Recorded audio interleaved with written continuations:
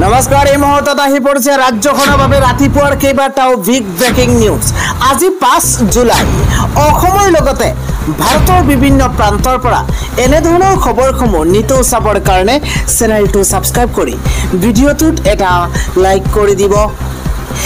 এই মুহূৰ্তত জনাই আছো এটা ব্ৰেকিং নিউজ। এই দুই চেহেৰালৈ আপুনি ভালদৰে মন কৰক। এবাৰ উৎকোচ লৈ হাতে লুটে ধৰা পৰিছে এই দুইগৰাকী চৰকাৰী বিষয়া। খুৰাৰীৰ পৰা ঘুষ লৈ পলাবলৈ ধৰোতে আটক হৈছে এই দুইগৰাকী চৰকাৰী বিষয়া।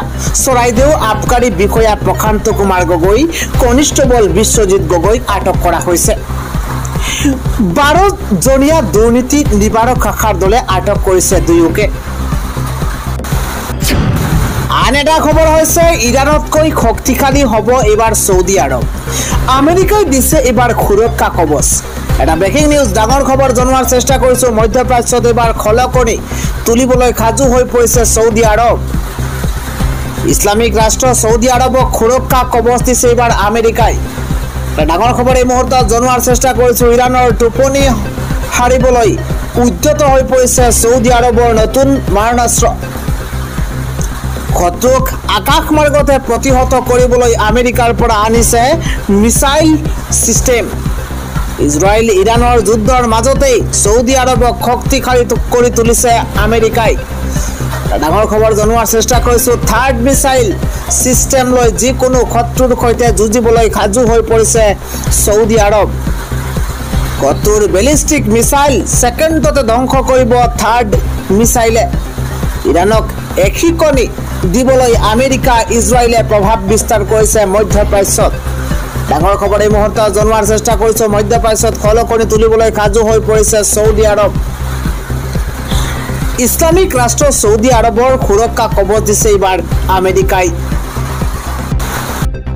পৰৱৰ্তী খবৰটো হৈছে উচ্ছেদৰ নামত এনে ভুল আৰু নকৰিব।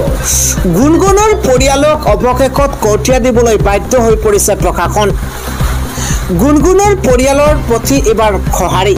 গুণগুণৰ পৰিয়ালক কঠীয়া ঘূৰাই দিবলৈ বাধ্য হৈছে লখিমপুৰ প্ৰশাসন। শেহতীয়াকৈ সামাজিক মাধ্যমত ভাইৰেল হোৱা এটা ভিডিঅ' আপোনালোকে নিশ্চয় দেখিছে। গুণগুণৰ পৰিয়ালৰ কঠীয়া তুলি প্ৰশাসনে চলাইছিল বুলডজাৰ। এফালৰ পৰা কঠীয়া শেষ কৰি পেলোৱা হৈছিল।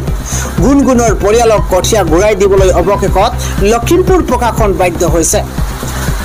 গুণগুণৰ পৰিয়ালক কঠীয়া ঘূৰাই দিছে অৱশেষত। উচ্ছেদৰ নামত খিলঞ্জীয়া পৰিয়ালৰ কঠীয়া তুলি নষ্ট কৰিছিল প্ৰশাসনে আৰু বাৰে বাৰে অনুৰোধ জনোৱাৰ পাছতো চকুৰ সন্মুখতে ধ্বংস কৰি দিছিল কঠীয়া তুলি।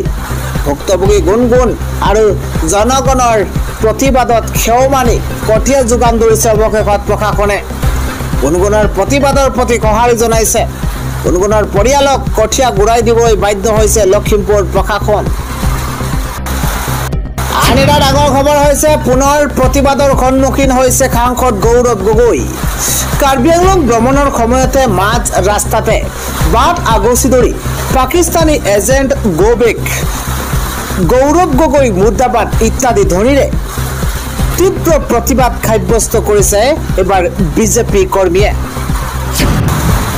আমি জনাই আছো ৰাতিপুৱাৰ আন এটা ডাঙৰ খবৰ। এইবাৰ বাংলাদেশত প্ৰৱৰ্তন হ'ব শৰীয়ত আইন। তালিবানী মডেল গ্ৰহণ কৰা হ'ব এইবাৰ বাংলাদেশত। এটা ব্ৰেকিং নিউজ ডাঙৰ খবৰ জনোৱাৰ চেষ্টা কৰিছো। বাংলাদেশত প্ৰৱৰ্তন কৰা হ'ব তালিবান মডেল। তালিবানৰ মডেল গ্ৰহণ কৰিব বাংলাদেশে। এটা বিগ নিউজ এই মুহূৰ্তত জনোৱাৰ চেষ্টা কৰিছো। বাংলাদেশৰ কট্টৰ ইছলামিক সংগঠনৰ মুকলি ঘোষণা। এবাৰ অতি শীঘ্ৰেই বাংলাদেশত ধ্বংস হ'বলৈ গৈ আছে ইউনুছ চৰকাৰ। ইউনুছ চৰকাৰৰ কৰ্মই ধ্বংসৰ গৰাহলৈ ঠেলি দিছে বাংলাদেশক। বিগ পলিটিকেল ব্ৰেকিং নিউজ জনোৱাৰ চেষ্টা কৰিছো। জামাত ছাৰ মুনাই নামৰ সংগঠনটোৱে আফগানিস্তানৰ দৰে তালিবান মডেল গ্ৰহণৰ ঘোষণা। এইবাৰ তালিবান মডেলৰ জৰিয়তে বাংলাদেশত বলবৎ কৰা হ'ব শৰীয়ত আইন। এই সংগঠনৰ নেতা মুফতি সৈয়দ মোহাম্মদ ফৈজুল কৰিমৰ ঘোষণাৰ পাছতেই সৃষ্টি হৈছে প্ৰতিক্ৰিয়াৰ।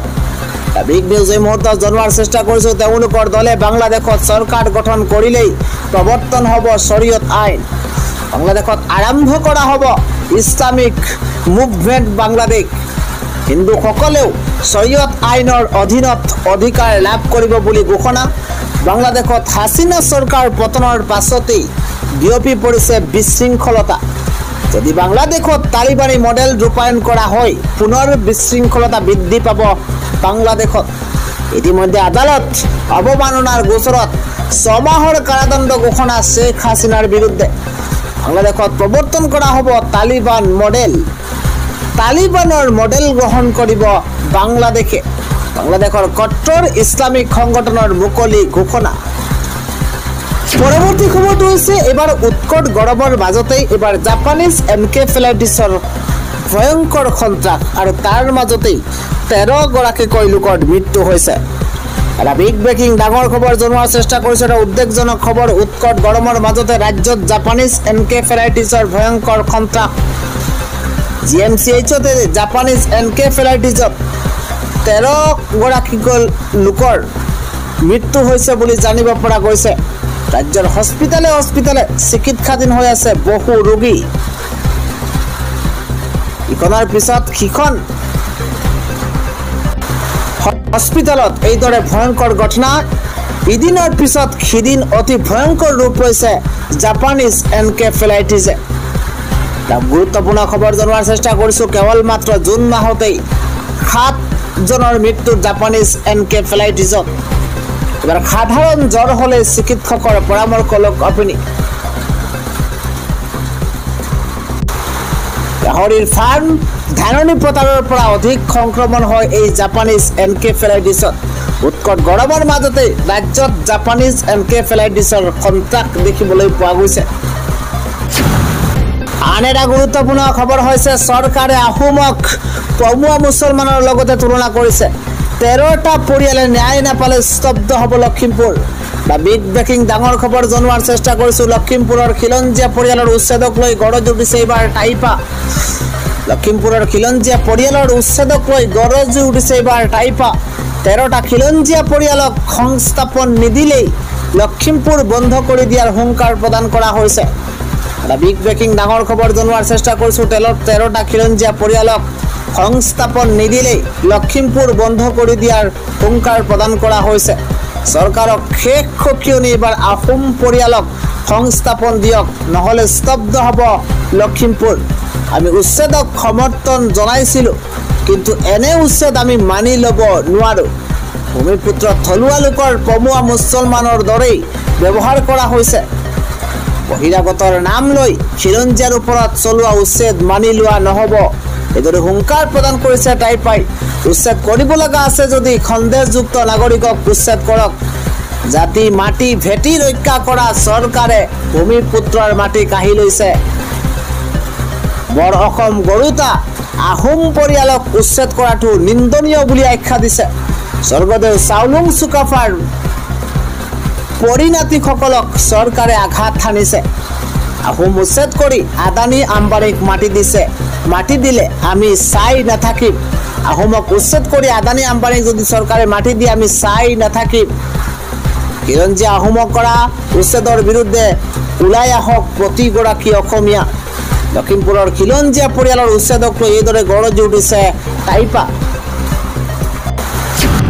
আন এটা ব্ৰেকিং নিউজ হৈছে এবাৰ হোৱাটছআপে আপোনাক দিব ধন উপাৰ্জন কৰক মাহে হাজাৰ টকা এটা গুৰুত্বপূৰ্ণ খবৰ আপুনি যদি হোৱাটছআপ ব্যৱহাৰ কৰিছে তেন্তে হোৱাটছআপৰ পৰা আপুনি ধন লাভ কৰিব কোটি হোৱাটছআপ ব্যৱহাৰকাৰীলৈ আহিছে অত্যন্ত ভাল খবৰ হোৱাটছআপৰ পৰা মাহত আপুনি উপাৰ্জন কৰক হাজাৰ টকা হোৱাটছআপৰ পৰা প্ৰতিমাহে আপুনি ধন লাভ কৰিব ক্ষুদ্ৰ ব্যৱসায়ীৰ বাবে হোৱাটছআপৰ বিজনেছ এপত মুকলি কৰা হৈছে এই এপৰ জৰিয়তে সামগ্ৰীৰ পেছাদাৰী প্ৰচাৰ কৰিব পাৰিব ব্যৱহাৰকাৰীয়ে সামগ্ৰিক প্ৰফাইল সৃষ্টি কৰি গ্ৰাহকৰ সৈতে যোগাযোগ কৰিব পাৰিব ব্যৱসায়িক প্ৰফাইল সৃষ্টি কৰি গ্ৰাহকৰ সৈতে যোগাযোগ কৰিব পাৰিব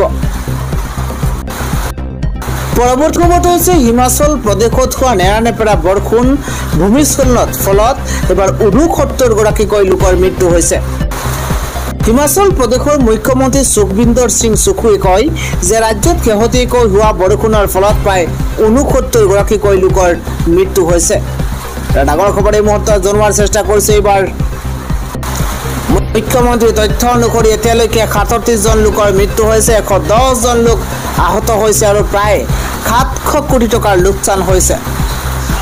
প্ৰবল বৰষুণৰ বাবে পথ আৰু পানীৰ প্ৰকল্পৰ আটাইতকৈ বেছি ক্ষতি হৈছে। লগতে তেওঁ কয় যে বিদ্যুতৰ তাঁৰ আৰু খুঁটা উভালি পেলোৱাৰ ফলত যথেষ্ট ক্ষতিসাধন হৈছে।